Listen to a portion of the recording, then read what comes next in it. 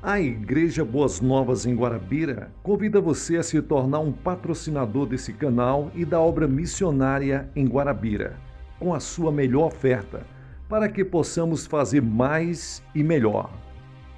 Por ser um ministério independente, sua participação é muito importante para a expansão do Evangelho do nosso Senhor Jesus Cristo. Se inscreva nesse canal, compartilhe os nossos vídeos, dê o seu like, ative o sininho para receber mais notificações, diga de onde está nos acompanhando. Plante a sua semente de fé através do número da conta ou da chave Pix.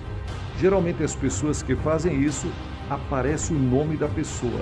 Nós pegamos o nome dessa pessoa e colocamos no caderno de oração. Vamos para a mensagem de hoje. David Paul Show. Como fazer um jejum que funciona? O jejum é uma abstenção voluntária e deliberada de alimentos com o objetivo de se dedicar para a oração.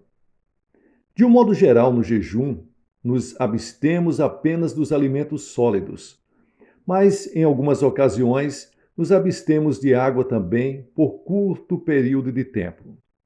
No Sermão do Monte, Jesus ensinou aos seus discípulos como o jejum deve ser observado. E nesse ensinamento, ele inclui também instruções sobre a finalidade do jejum. Nunca devemos ser pessoas que fazem jejum para impressionar os outros. Tudo indica que ele acreditava que os discípulos iriam jejuar, pois disse: "Quando jejuardes", e não "se jejuardes".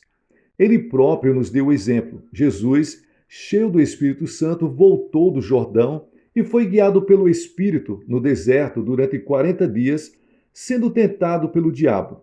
Nada comeu naqueles dias, ao fim dos quais teve fome. Isto está escrito em Lucas, capítulo 4, versículos 1 ao 2. Após esse jejum, Lucas registra que Jesus, no poder do Espírito, regressou para a Galiléia. Pelos versículos que acabamos de citar, podemos deduzir que o fato de uma pessoa ter recebido a plenitude do Espírito Santo não quer dizer que, necessariamente, ela andará no poder do Espírito. Acredito que o meio pelo qual se obtém poder, principalmente poder em oração, é jejuar e orar. O ministério de Paulo também começou com jejum e oração. Veja isto em Atos capítulo 9, versículo 9. Ele testificou para a igreja de Corinto que comprovava seu ministério por sua disciplina espiritual, nas vigílias, nos jejuns. Portanto, os apóstolos estavam acostumados a jejuar e orar. Vigílias significa noites de oração. A igreja primitiva jejuava e orava em cultos públicos com o objetivo de saber a vontade de Deus. Lemos em Atos capítulo 13 como o Espírito Santo pôde dar orientações claras para a igreja. Havia na igreja de Antioquia profetas e mestres. Orando eles e jejuando, disse o Espírito Santo: "Separai-me agora a Barnabé e a Saulo, para a obra a que tenho chamado." Então, jejuando e orando, os despediram. Atos capítulo 13, versículos 1 ao 3. E aqueles dois apóstolos, Barnabé e Paulo, fundaram novas igrejas, ensinaram aos crentes a mesma prática de jejuar e orar, que haviam aprendido em Antioquia. E tendo anunciado o evangelho naquela cidade e tendo feito muitos discípulos, voltaram para Listra, e Icônio e Antioquia, fortalecendo as almas dos discípulos, exortando-os a permanecer firmes na fé, e mostrando que, através de muitas tribulações, nos importa entrar no reino de Deus, e promovendo-lhes em cada igreja as eleições de presbítero, depois de orar com jejuns, os encomendaram ao Senhor em quem haviam crido. Atos capítulo 14, versículos 21 ao 23. Esse último verso mostra que o jejum e a oração eram elementos vitais para a obtenção de orientação do Espírito Santo, antes de se ordenarem os líderes da igreja. O jejum associado para a oração predispunha a igreja primitiva para ter clareza de mente e espírito, a fim de estabelecer seus fundamentos. Mas jejum e oração não apenas favorecem a clareza de mente e espírito, trazendo até nós a voz do Espírito Santo e sua orientação. Eles são importantes também para obtermos vitórias nos campos espiritual e material. Vemos um exemplo disso no Velho Testamento. Josafá, rei de Judá, recebeu a informação de que havia um exército inimigo se aproximando para atacar seu país. Era um exército composto de homens de Moabe e Amon, que se aproximava das fronteiras de Judá. Nós que moramos na Coreia do Sul sabemos o que é ver um exército entrincheirado junto à nossa fronteira. Em vez de entrar em luta, pois não tinham armamentos, o rei resolveu usar os recursos espirituais. Proclamou um jejum nacional. E todo o povo se reuniu, homens e mulheres, meninos e meninas, e jejuaram e buscaram ao Senhor, pedindo a sua intervenção. E o resultado disso foi que Deus conquistou uma grandiosa vitória. O Senhor orientou o rei, mostrando-lhes como deveria lutar contra o inimigo. Tenho certeza de que nunca houve uma batalha como aquela. Josafá designou alguns homens para louvarem o Senhor diante do exército. Quando o inimigo viu aquilo tudo, houve uma grande confusão em seu acampamento, e os homens puseram-se a lutar uns contra os outros. E os israelitas depois levaram 3 dias recolhendo os despojos, as riquezas da batalha, já que Deus lhes dera vitória, sem que precisassem recorrer aos armamentos. Você vê isso em 2 Crônicas, capítulo 20, versículos 1 ao 30. Quando começamos a jejuar, temos que assumir a atitude mental correta. Não podemos ver o jejum como uma alta punição, apesar de que, a princípio, nosso corpo possa reclamar. O jejum deve ser encarado como uma maravilhosa oportunidade de nos aproximarmos mais do Senhor e mantermos íntima comunhão com Ele, sem a preocupação de nos alimentarmos. Devemos ver o jejum também como um meio pelo qual nossa oração se torna mais objetiva. Isso fará com que Deus nos ouça e nos abençoe. Quando encaramos o jejum dessa maneira, ele se torna mais fácil. Geralmente, oriento os crentes a começarem com um jejum de 3 dias. Depois que se acostumam a um jejum de 3 dias, eles são capazes de jejuar por um período de 7 dias. Daí passam para jejuns de 10 dias. Alguns já chegaram a jejuar 40 dias, mas não incentivamos isso com frequência. Através do jejum e oração, o crente se torna mais sensível espiritualmente em relação a Deus e passa a ter mais poder para combater as forças de Satanás. E você pergunta, como é que isso funciona? O desejo pelo alimento é um fator básico em todas as criaturas vivas. É uma das maiores forças motivadoras que atuam em nosso corpo, mesmo antes de nascermos. As criancinhas já nascem com o instinto natural de buscarem o seio materno. Se pudermos associar este intenso desejo natural ao anseio espiritual de mantermos comunhão com nossa fonte espiritual, o resultado é uma intensidade maior. Este é o objetivo da oração em jejum. Somando o nosso desejo espiritual ao natural, podemos fazer com que a preeminência de nossa oração chegue ao trono de Deus com tanta intensidade que Ele nos ouvirá e atenderá. O anseio espiritual é um fator básico da oração. A Bíblia diz, agrada-te do Senhor e Ele satisfará aos desejos do teu coração. Salmos 37, versículos 4. Por isso eu vos digo que tudo quanto em oração pedirdes, crede que recebeste, e será assim convosco. Marcos capítulo 11 e o versículo 24. Portanto, quanto mais forte for nosso anseio em relação a um pedido, mais eficiente será nossa oração. Na minha experiência pessoal, não percebo nenhuma mudança significativa no organismo no primeiro dia de jejum. No segundo, porém, a fome aumenta bastante. No terceiro e quarto dias, o organismo já começa a exigir alimento e aí começamos a sentir todos os efeitos físicos da abstinência. Após o quinto e sexto dia, o organismo se ajusta para a nova circunstância e nos sentimos melhor. O que acontece é que o corpo passa a queimar as reservas de gordura que possui. Após o sétimo dia, a fome desaparece, embora o corpo já esteja bem mais fraco. Contudo, obtemos uma clareza de mente e uma liberdade em oração bastante incomum. Quando jejuamos, Deus vê nossa sinceridade e nos humilhamos voluntariamente à sua presença. E Ele atende às nossas necessidades. Na medida em que o indivíduo, cidade ou nação deliberadamente se humilha e aflige a alma, Deus libera sua misericórdia e graça.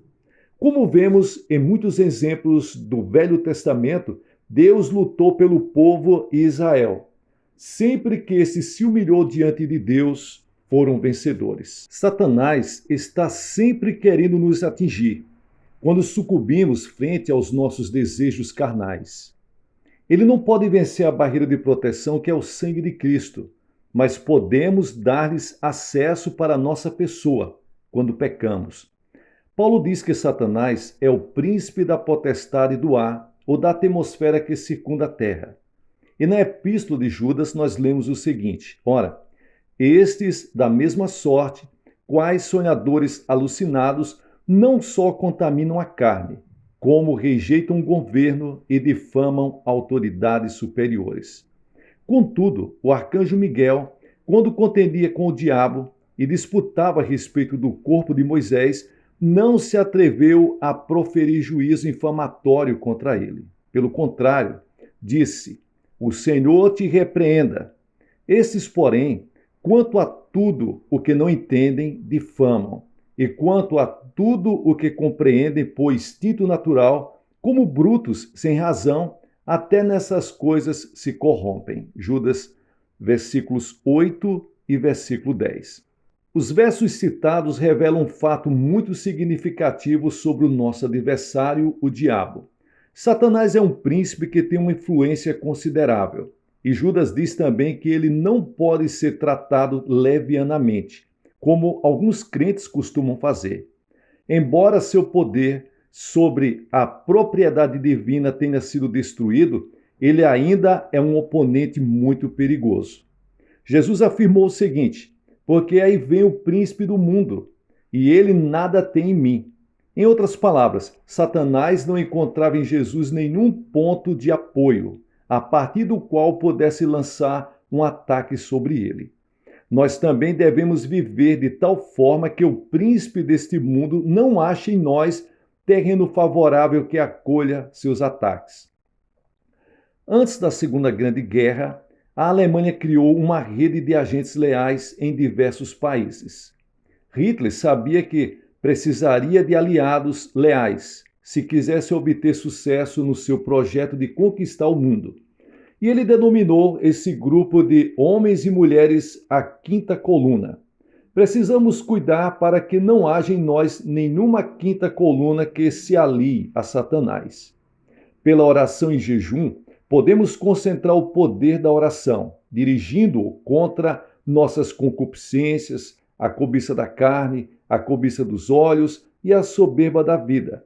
Assim poderemos ter uma vida santa e pura diante de Deus. Pela oração em jejum, podemos ver destruída essa cabeça de ponte de Satanás, a que me referi como a quinta coluna. Então, quando vier o príncipe desse mundo, não achará lugar em nós. O resultado prático do jejum e oração será a manifestação em nossa vida de uma vida e de uma religiosidade verdadeira e sem mácula.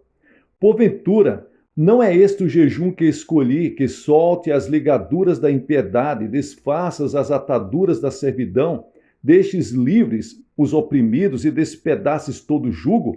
Porventura, não é que vocês desfaçam todo o mal? que dê pão para os famintos, acolha em casa os pobres e desabrigados. Isaías capítulo 58, versículo 6. O jejum pode romper as ligaduras da impiedade, libertar os oprimidos e produzir completa e total libertação. Temos aí a ordem de despedaçar todo jugo. Quando vemos outros sob pecado, sob o jugo, sob o peso, a servidão, ou nós mesmos nos sentirmos subjugados, podemos desfazer o jugo com jejuns e orações.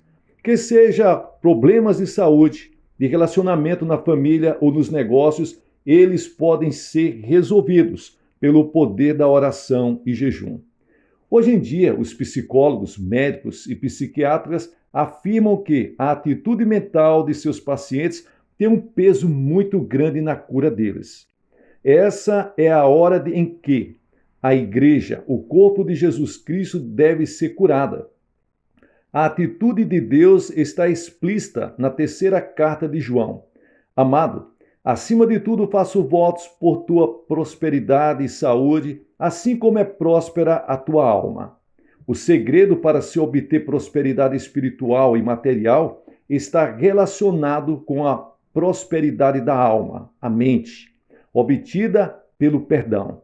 Assim vemos que o jejum e a oração, somados a um espírito de perdão, resultarão em melhores condições de saúde para a igreja, para o povo de Deus como um todo. Desse modo, este veículo que Deus escolheu para trazer o avivamento ao mundo se tornará um instrumento útil e saudável nas mãos do Espírito Santo. Neste final do século XX e iniciando o século XXI, nós nos encontramos diante de um grande desafio e também de uma grande oportunidade. O de que precisamos é pessoas mais consagradas, mais dispostas e também dispostas a perdoar, a se sacrificar, a obedecer e a se comprometer profundamente com Deus. Já me coloquei à disposição do Espírito Santo para fazer o que estiver ao meu alcance, no sentido de ser um instrumento para vermos um avivamento e o crescimento da Igreja de Cristo na Terra. Você quer se colocar ao meu lado nessa batalha? Que Deus abençoe você poderosamente. O jejum, a oração, o espírito quebrantado são as armas poderosas para vencer as grandes batalhas da vida, seja no âmbito espiritual, material, em qualquer área da sua vida. Amém. Pessoal, deixe-me agradecer a todos vocês pela companhia, que Deus abençoe vocês ricamente e tem sido muito bom compartilhar com vocês. Obrigado aí pelo carinho, pelas orações, pessoas que têm compartilhado, pessoas que têm abençoado o canal através da chave Pix e através do número da conta que aparece aí na descrição abaixo. Deus abençoe. Todos os dias nós que fazemos parte da Igreja Boas Novas, oramos por você, por sua família, pelos seus negócios, pelos seus empreendimentos, pela sua saúde. Em nome de Jesus, tenha uma vida bem-sucedida. Muito obrigado.